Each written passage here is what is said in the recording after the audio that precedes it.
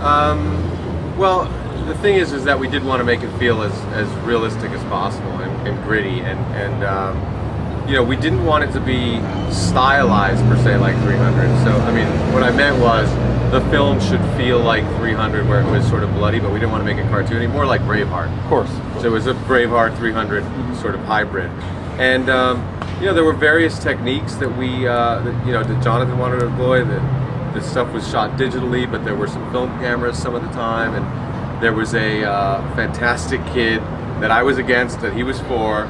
There was a little German kid that just wanted to come over and use this Canon 5D camera, and Jonathan and he had this idea that they would dress him up as a mercenary, and he came up with this little rig for his little camera, and he would be right in the middle of all the mercenaries with this little 5D, and sort of every battle sequence you would just get this like POV of just being in the middle of it. And when the catapults are launched, he's right underneath it, and it all just went towards this idea that we're putting you right in the middle of it. And like I said before, it is violent, and it is over the top, and we talked about, are we going too far or not far enough, and we ultimately came to the decision that we're going to show all the violence. We're going to go as far as we always imagined we'd go. We'd make it feel in the look. Jonathan can speak more about that. That's more his thing, but we'll make it feel in the look of the film as if you were there, and somebody else could tell us to pull it back. Our job was this film is going to be R-rated. It's not going to be an NC-17. It's going to be an R-rated film. So we're going to go to the very edge of where you go with an R-rated movie, and someone else can tell us to dial it down. But as far as we were concerned, it's full throttle. And so, and that was kind of this ongoing, idea throughout the process. Is like, even in post, it's like, let's go, let's keep going, and some distributor could say tone it down. When we were putting the film together, Rick often used this phrase that it should be like a medieval Saving Private Ryan, and that was Rick's early phrase, to be honest. And it was this idea that the period was incredibly brutal and harsh, and a lot of people's lives were spent fighting. And I had been to a lot of castles and museums, and if you go to these places and are fortunate enough to actually handle the real weapons, a lot of these swords and axes and things still exist, the real ones, and if you can pick up these weapons, they're really big, and they weigh some of these weapons weigh 35, 45 pounds, and they're not some of them are heavy blunt objects, but some of them are 45-pound weapons with spikes and stuff.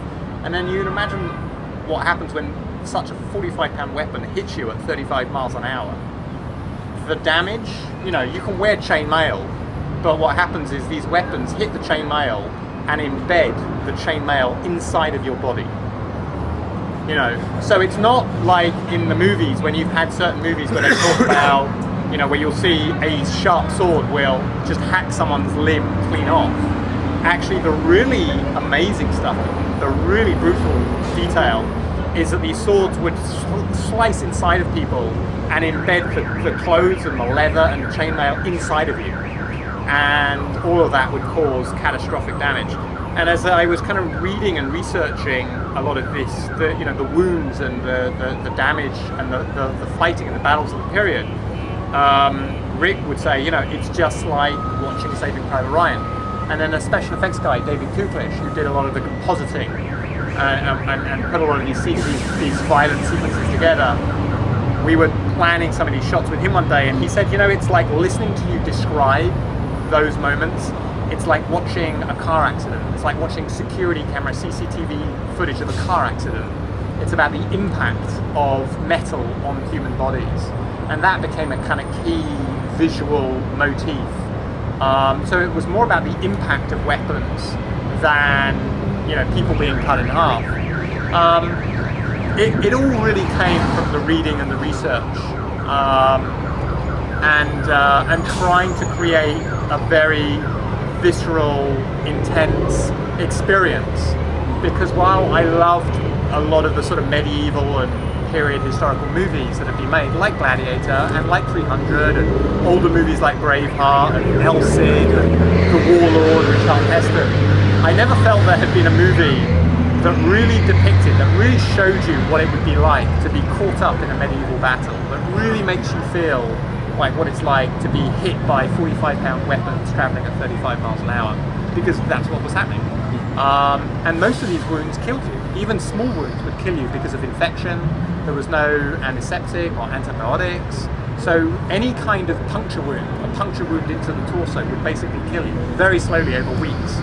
But it was, horrific times, absolutely horrific times. And yet, people did survive these battles. People were heroic. They were unbelievably courageous. And they went into these battles again and again. And people did survive to older ages. A lot of these people survived to their 50s and 60s, even though the average age of death was about, somewhere between 25 and 35. It was just a fascinating time, and it was always a balance between how much of that detail against an action movie and the pacing of an action movie, plus all the characters. We had like 10 or 11 kind of key characters in the film, which Rick hates me for because he had to cast them all. And then all the historical. It could easily have been a $100 million 3-hour movie, and we should have really been making it for $70 million. And in the end, we made it for 20% of that. The other thing that worked on the shooting it in Wales, which was beautiful, because in that period in 1215, this is England in 1215. It's grey, it's wet, it's muddy, and Wales really gave us all that. It rained, I think, the entire month of November every day. And when we said Jonathan Wales, or we talked about Wales, he was actually thrilled with it because it should be shot somewhere in the UK, because it's a UK story.